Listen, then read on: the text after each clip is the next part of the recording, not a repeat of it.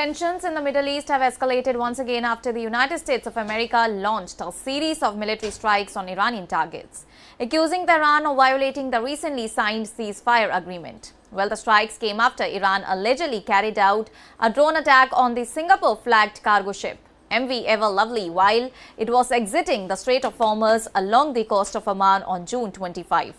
Well, according to the U.S. Central Command, American aircraft targeted multiple Iranian missile and drone storage facilities, as well as coastal radar sites in what it described as a powerful response to Iran's attack on commercial shipping. CENTCOM said that the drone strike on the cargo vessel was an unprovoked act that violated the ceasefire and threatened freedom of navigation through the Strait of Hormuz, one of the world's most strategically important maritime trade routes, through which nearly one-fifth of global oil and liquefied natural gas supplies pass every day. The U.S. military also released a 37-second video showing precision strikes on Iranian targets, while CENTCOM did not disclose the exact locations. Iranian state television reported that an explosion was heard near the pier in the southern port city of Strait. Iranian officials claimed that the projectile landed in the area, but insisted that the port suffered no significant damage and normal operations continued. Following the strikes, U.S. Vice President J.D. Vance warned Tehran against any further attacks, saying that Iran had signed a ceasefire agreement and should resolve disputes through diplomacy rather than violence. In a post on social media, J.D. Vance declared that if Iran resorted to violence again, it would be met with violence. U.S. President Donald Trump also strongly condemned Iran's actions, calling the drone attack on the cargo ship a foolish violation of the ceasefire agreement. Donald Trump revealed that one of the drones struck the upper deck of the commercial vessel, while three others were intercepted before they could hit their targets. He warned that the United States would respond firmly to any future violations. Iran, however, rejected the U.S. narrative and responded by claiming that its Revolutionary Guards had launched retaliatory strikes against American military sites in the Gulf region. The Islamic Revolutionary Guard Corps warned that any further aggression would be met with even broader response. Iranian officials also insisted that their actions did not amount to a ceasefire violation.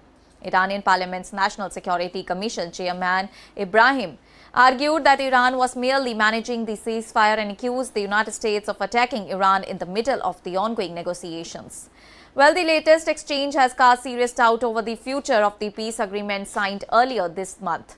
On June 17, President Donald Trump and Iranian President Masoud Pezeshkian signed a 14-point agreement that is aimed at ending months of conflict in the Middle East. The deal called for an immediate halt to military operations and committed both the sides to reaching a comprehensive agreement within 60 days.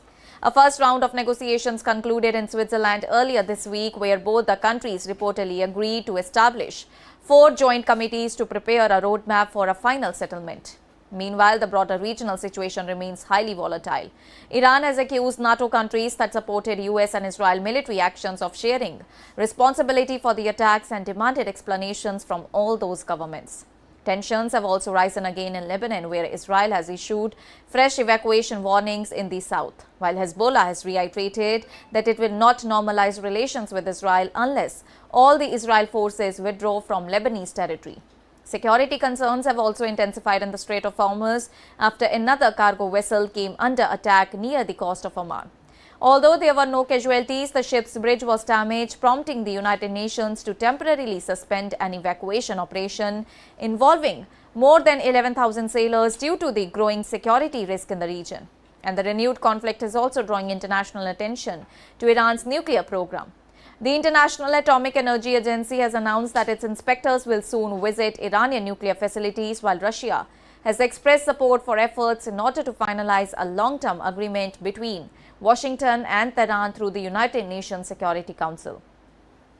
The ongoing tensions are already having economic consequences, and concerns over security in the Strait of Hormuz have pushed global crude oil prices higher, raising fears of supply disruptions in one of the world's most critical energy corridors. And despite the uncertainty, India has moved to normalize commercial LPG supplies as it closely monitors developments in the region. And with both Washington and Tehran exchanging military strikes despite the ceasefire and diplomatic negotiations continuing alongside escalating regional tensions, the fragile peace agreement now faces its biggest test yet. Whether the two sides return to dialogue or slide back into the open conflict could have far-reaching consequences for global security, energy markets, and stability across the Middle East. That's all for now. Stay tuned to the Savera for more updates. Do like, comment and subscribe to the channel.